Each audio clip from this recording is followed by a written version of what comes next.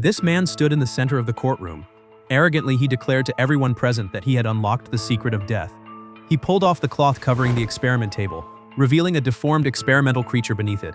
As the man plugged in the second power line, everyone's attention was drawn to the stage. No one dared to make a sound. They waited quietly for a miracle to happen. The broken experiment began to move. Its stiff left hand started to twitch. The entire room gasped in shock, but the judge suspected Victor of using some kind of trick.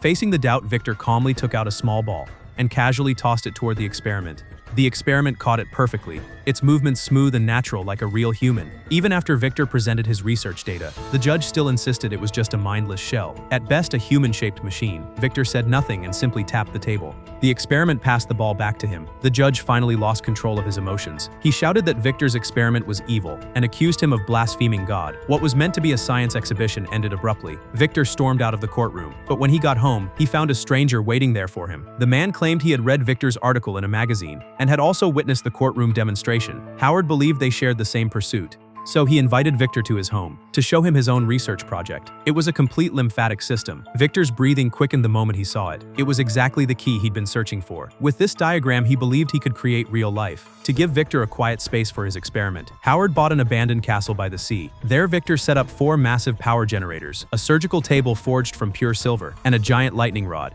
He sent Howard to the execution ground to buy materials for the experiment.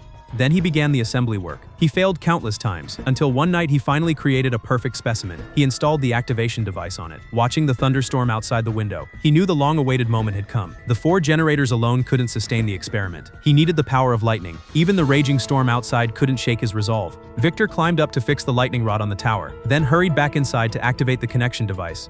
As the machine moved above the experiment, it felt as though God himself was watching over Victor. A massive bolt of lightning struck down. Electricity surged through the silver wires flooding the hall. Energy poured endlessly into the battery on the creature's chest. It kept shocking every nerve and cell within it. When everything finally calmed down, Victor rushed over in excitement. But to his disappointment, the experiment didn't move.